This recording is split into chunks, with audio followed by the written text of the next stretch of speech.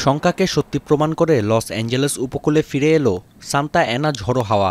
ঘণ্টায় ১৬০ কিলোমিটার গতির শক্তিশালী এই বাতাসে স্যান দিয়েগো কাউন্টিতে ছড়িয়ে পড়েছে দাবানল। দমকল বাহিনীর তথ্য বলছে, লিলাক অঞ্চলে দাবানল গ্রাস করেছে ৮৫ একর এলাকা।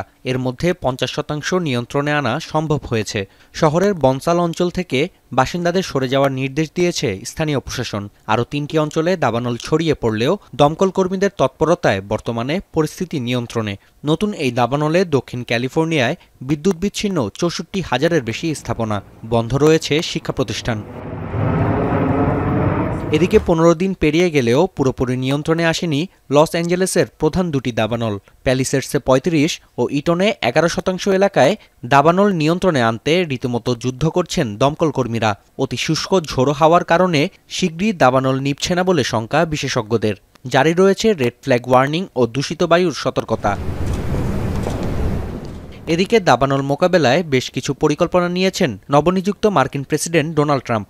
দায়িত্ব গ্রহণের দ্বিতীয় দিনে মার্কিন প্রেসিডেন্ট জানান, দাবানল নিয়ন্ত্রণের জন্য বর্তমান পানি সংকট বাইডেন প্রশাসনের তৈরি। সংকট নিরসনে শিগগিরই নির্বাহী আদেশ জারির ঘোষণা দেন নয়া মার্কিন president. Los Angeles has massive amounts of water available to it. All they have to do is turn the valve, and that's the valve coming back from and down from the Pacific Northwest, where millions of gallons of water.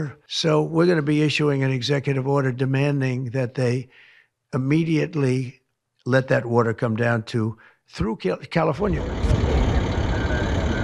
পরিস্থিতি সরেজমিনে পরিদর্শন করতে বর্তমানে loss অ্যাঞ্জেলেসে রয়েছেন সাবেক vice president Kamala Harris. শুক্রবার অঙ্গরাজ্যটি সফরে যাচ্ছেন ডোনাল্ড ট্রাম্প। নাফি আরমান মনন, এখন বিশ্ব।